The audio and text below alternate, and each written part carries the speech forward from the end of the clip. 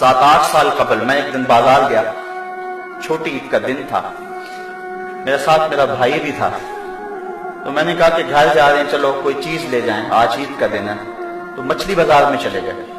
तो मैंने वहां एक अजीब मंजर देखा जो आज तक मुझे भूल नहीं सका। हमने उसे कहा कि हमें मछली दे दे। तो वो मछली को साफ करके जब उसको काटने लगा तो उसका सर एक बाल्टी में डाल दिया और उसके पीछे दुम उसने थोड़ी सी ज्यादा काटी और थोड़ा सा गोश्त जिसके साथ चला गया वो भी बाल्टी में डाल दिया। इस तरह जो भी वो मछली तैयार करता तो सर और दुम बाल्टी में डालता चला जाता, बाकी उसका जो भी उससे गलाजत और जो कुछ भी उससे जो है वो झड़ता वो नीचे फेंकता चला जाता। तजस्सुस था कि ये बाल्टी में क्यों डाल रहा है। खैर थोड़ी देर के बाद मैंने देखा कि एक नौजवान आया पीछे से, उसने उसको 10 रुपए दिए और उसने उस बाल्टी में हाथ डाला और चंद मछली के सर और चंद उसकी दुम्बे निकाल करके एक शापर में डाल के उसको दे दी। हैरान सा हो गया कि इसने ये क्या कर दिया। ख्याल था कि शायद ये कोई नौजवान सा है, शायद वो कबूतरों शबूतरों को डालता होगा, कोई ऐसा मामला होगा, इसका कोई कबूतर की गज़ा बनाता होगा। लेकिन इसके बावजूद जो है वो तजस्सुस बढ़ता गया, मुझसे ना रहा गया, मैं उसके पीछे चला गया। मैंने कहा कि नौजवान इसको क्या करेगा। तो उसकी नजरें थोड़ी सी झुकी और मुझे कहने लगा इसका शोरबा बनाऊंगा और मछली का मजा मिल जाता है इससे। साहबों मैं ईद के दिन की बात सुना रहा हूं और इस मुल्क की बात सुना रहा हूं। जब इस मुल्क के अंदर लोग ऐसी जिंदगी ईद के दिन भी गुजारेंगे, वो तो हुक्मरानों के गिरेबान नोचने को आएंगे, वो तो अमीरों के घर देख के खुश नहीं होंगे, वो तो कहेंगे इन महल्लात को आग लग जाए, जो हम गरीबों के लिए नाने शबीना भी मुयस्सर नहीं है। ये मैं बात जो है वो अपने मुआशरे का दुख आपके सामने रख रहा हूं। अल्लाह कयामत के दिन उतनी देर तक किसी शख्स को अपने सामने से हटने नहीं देगा जब तक ये पूछ नहीं लेगा कि वफीमा अनफक़हु, ये माल तूने कहां खर्च किया है। आज तो इफ्तार पार्टी भी हम करते हैं तो हमारी कोशिश होती है कि उसमें भी 2 अदद वजीर आ जाए और हमारी शोहरत हो जाए। गरीबों को तो कोई वहां भी नहीं पूछता है।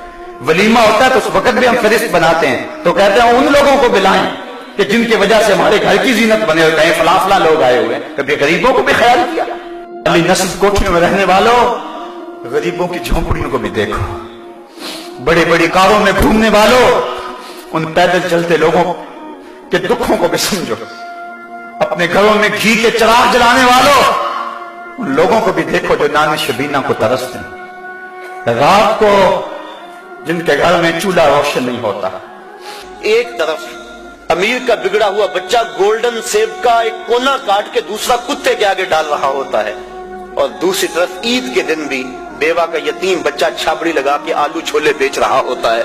तो जिस मुआशरे में ये तकसीम हो उस मुआशरे में रोशनी कैसे आ सकती है, उस मुआशरे में नूर कैसे आ सकता है। मेरे आका तो यतीम को सीने से लगाते हैं, उसको नया लिबास भी देते हैं, इज्जत भी देते हैं और साथ ये भी कहते हैं बेटा क्या तू पसंद नहीं करता कि मोहम्मद तेरा बाप लगे और आयशा तेरी माँ लगे और फातिमा तेरी बाजी लगे।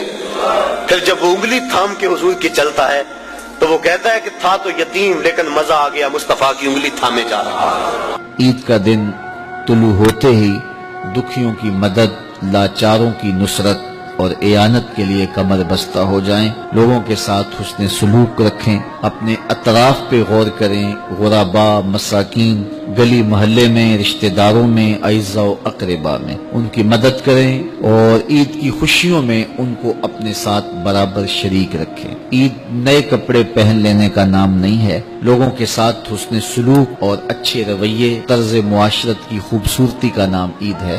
ये फितराना भी इसीलिए हमारे ऊपर वाजिब किया गया है कि हम गुरबा को ईद की खुशियों में शामिल कर सकें। उनकी इज्जत नफ्स का ख्याल रखते हुए उनको फितराना दीजिए, उसके अलावा भी तहाइफ दीजिए, उनसे मिलिए, उनसे मोहब्बत का इजहार कीजिए। इस वीडियो को शेयर जरूर करें, हो सकता है आपके एक शेयर से ये बात किसी के दिल में उतर जाए।